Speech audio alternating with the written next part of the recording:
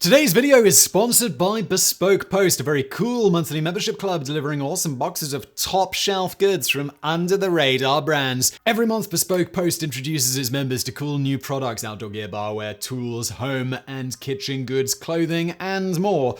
All based on a preference quiz that you fill out. It's free to join and you can skip a month anytime. One box they recently sent me is the copper box. It's called the copper box because it contains these 2 copper cups. But not just that, you're like, what am I gonna do with these copper cups? Well, I'll tell you. You're gonna make a Moscow Mule, and you do that with, obviously, alcohol, plus you add some of this fiery ginger syrup and also ice. But where do I get ice from? Well, from the freezer. But then what you do is you put it in this canvas bag that they provide, you smash it up with this mallet so it gets all crushed. The canvas bag absorbs the excess moisture. You put it in your Moscow Mule and boom, delicious. Cheers. These feel great, by the way. They're super heavy and nice and feel substantial. You can also preview the box before it ships out and decide if you want to keep it, swap it, or skip the month for no charge. And the box lineup is changing every month. It's a great gift for someone you love or just for yourself. Another box they sent me is the carnivore box, which, I'm not using it now because I was using it in the kitchen at home. It came with an awesome meat cleaver, which I used to carve up a chicken. You can see some B-roll of me using it at home right now on the screen, and also some delicious spices, which I've been using on all of my food lately. Right now, you guys can get 20% off your first box by going to bspk.me/brainfood20, or just clicking the link in the description below and entering brainfood20 at checkout. And now, today's video. At the corner of 5th Avenue and 128th Street in New York City's Harlem neighborhood lies Collier Brothers Park, one of the dozens of tiny vest pocket parks dotted throughout the city. It is an unassuming place, a fenced-in plot barely 140 square meters with a handful of trees, some flower pots, and a park bench. Yet despite its mundane appearance, this tiny park marks the site of one of the strangest episodes in the history of New York City. For on this spot once stood the luxurious brownstone townhouse where for nearly 2 decades a pair of eccentric and reclusive brothers shut themselves off from the world, living a mysterious and shadowy life amid vast mountains of accumulated junk. This is the bizarre tale of the Collier brothers, history's ultimate hoarders. Homer Luss Collier was born on November 6, 1881, while his brother Langley Wakeman Collier followed 5 years later on October 3rd, 1886. Born to Herman Livingston Collier, a wealthy Manhattan gynecologist, and Susie Gage Frost Collier, the brothers were the sons of one of the oldest families in New York City. While the brothers were not, as they often claimed, descended from passengers of the Speedwell, a ship which arrived in Massachusetts 1 month after the Mayflower, their actual pedigree was no less impressive, with their earliest American ancestor, Robert Livingston, arriving on the continent in 1672. The eccentricity that would later make the brothers infamous seemingly ran in the family, their father being well known for such quirks as paddling a canoe down the East River to his work at City Hospital on Blackwell's Island, then carrying said canoe home on his back every evening. Befitting their elite status in New York society, both brothers attended Columbia University, with Homer studying Admiralty law and Langley mechanical and electrical engineering and chemistry. Langley also became a professional concert pianist, even performing at Carnegie Hall. In 1909, Herman Collier moved his family to a luxurious 4-story brownstone at 2078 5th Avenue in the then exclusive and affluent neighborhood of Harlem. The family stayed there until 1919, when Herman and Susie separated, allegedly over Herman's plans to convert the house into a sanitarium. Herman moved into a new house at 153 West 77th Street, while the brothers, who never married, chose to stay with their mother in Harlem. Herman Collier died in 1923, with Susie following in 1929, leaving the brothers with an estimated estate worth some $500,000. For the next 4 years, the Collier brothers lived seemingly normal lives, with Homer practicing law at the City Title Insurance Company and Langley working as a private piano dealer and teaching Sunday school at Trinity Church. Eccentric yet soft-spoken and affable, the brothers clung to fashion styles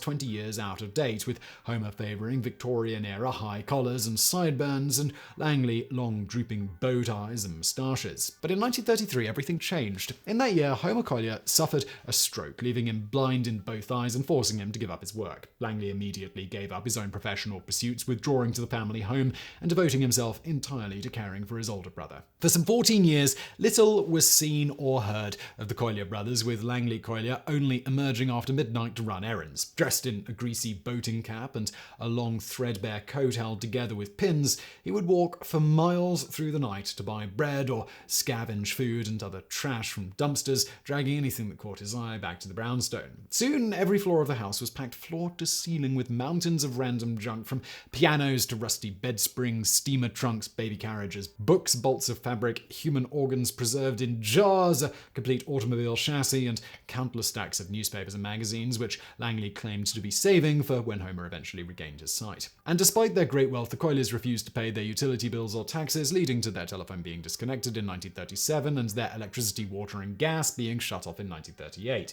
This forced Langley to heat the home with kerosene heaters and to fetch water from a pump at Mount Morris Park, 4 blocks away. Meanwhile, the Colliers' reclusive lifestyle attracted the attention of their neighbors, who began spreading rumors that the brothers were living in Orientalist splendor, surrounded by silk rugs and tapestries, leather-bound books, priceless antiques, and piles of money they refused to deposit in the bank. These rumors led to numerous attempted break-ins and acts of vandalism, which only served to stoke Langley Collier's paranoia and cause him to withdraw further from society. When neighborhood children threw rocks at the windows, Langley wired them shut and installed iron bars. He also used his engineering skills to dig a complex network of tunnels through the piles of junk packing the house and construct deadly booby traps to crush any would-be intruders under tons of falling debris.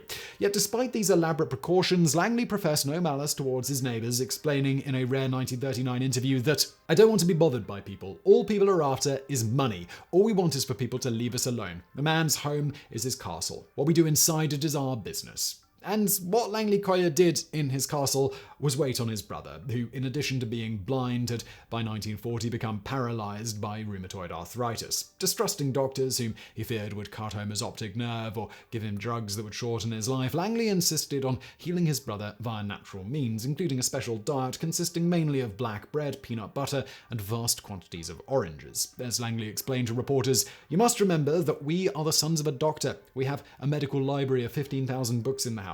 We decided we would not call in any doctors. You see, we knew too much about medicine.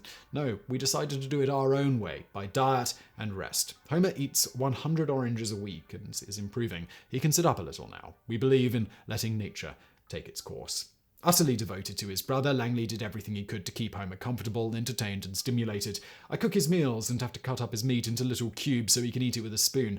I have to bathe him and tend to all his wants. I used to read to him. We have all the classics in our library. I used to read Shakespeare and Dickens, but my eyes went bad and I stopped. So now we just talk and listen to the radio." When Homer first lost his sight, he used to see visions of beautiful buildings, always in red. He would describe them to me, and I would try to paint them just as he directed. Someday, when Homer regains his sight, I will show the paintings to him.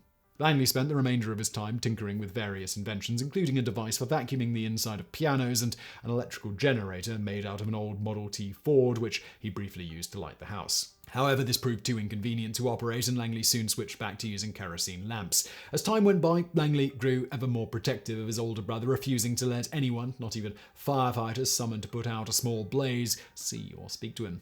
After catching neighbors peeking through a window from a neighboring home, Langley bought the property for $7,500 cash in order to keep them out. He also grew increasingly fearful of his neighbors, owing to the former more affluent populace being supplanted by those of lesser means. And despite their clearly expressed wishes, the outside world stubbornly refused to leave the Collier brothers alone. In 1939, a crew from Consolidated Edison tried to force their way into the house to remove 2 disconnected gas meters, only to be chased away by an irate Langley Collier. While in 1942, the Bowery Savings Bank attempted to evict the Colliers for failure to pay their mortgage for 3 months, sending a clean-up crew to empty the building. Once again, Langley began angrily yelling at the workers, prompting his neighbors to call the police. But when the police finally managed to break down the front door, they were confronted by an impenetrable wall of piled junk, which they had no choice but to dismantle piece by piece. When they finally broke through, they found Langley Collier standing in a clearing in the middle of the debris. Without comment, he handed them a check for $6,700, paying off the mortgage in full. The final indignity came in 1943, when the city of New York repossessed a lot the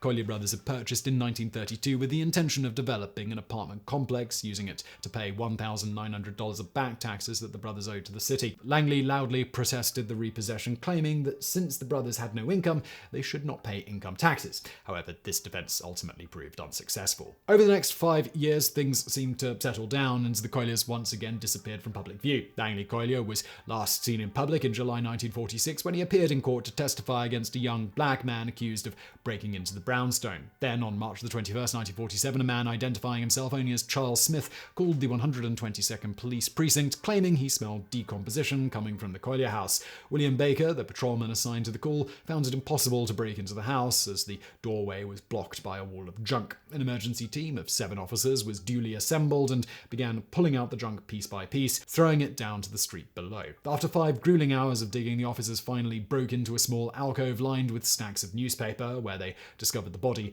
of Homer Collier. Dressed in a tattered blue and white bathrobe, he was frail and emaciated, with matted grey hair down to his shoulders. The medical examiner later concluded that he had been dead approximately 10 hours, having succumbed to either starvation or heart disease. Langley Collier, however, was nowhere to be found. Police initially suspected that Langley had called in the anonymous tip and was still at large, and the 122nd precinct was flooded with hundreds of tips from citizens claiming to have seen him all around the city. But when Langley failed to attend Homer's funeral on April 1st, the authorities began to fear the worst. The mystery was at last solved 17 days later when, on April the 8th, workmen clearing out the house stumbled upon the body of Langley Collier, only 3 meters from where his brother had been found. His decomposing, rat-eaten corpse was found crushed under a pile of suitcases and metal bread boxes, having apparently fallen victim to one of his own booby traps. It was later determined that Langley had died first around March the 9th, leaving the paralysed Homer to slowly starve to death. Both brothers were buried next to their parents at Cypress Hill Cemetery in Brooklyn.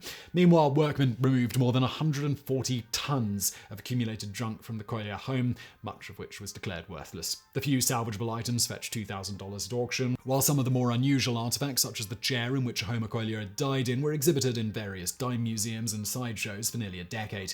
The Collier's estate, valued at $66,000, was claimed by no less than 56 people, mostly first and second cousins. Of these, 23 were awarded equal shares by the New York County Court in 1952.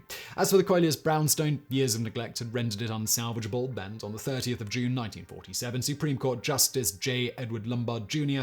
ordered it demolished as a public menace. For more than a decade, the empty lot lay fallow until the 1960s, when, as part of a revitalization project, it was developed into the park, which still bears the name of its infamous former occupants. The strange tale of Homer and Langley Collier has passed into New York legend, inspiring countless works of fiction and becoming a byword for reclusiveness and obsessive hoarding. But for all its macabre and sensational details, the saga of the Collier brothers is, at its heart, a touching story of brotherly love and devotion, and of 2 men who simply wanted to be left alone. And in our modern world, where personal privacy is becoming a fast-shrinking commodity, there's something strangely refreshing about that. So I really hope you found this video interesting. If you did, please do hit that thumbs up button below. Don't forget to subscribe, and thank you for watching.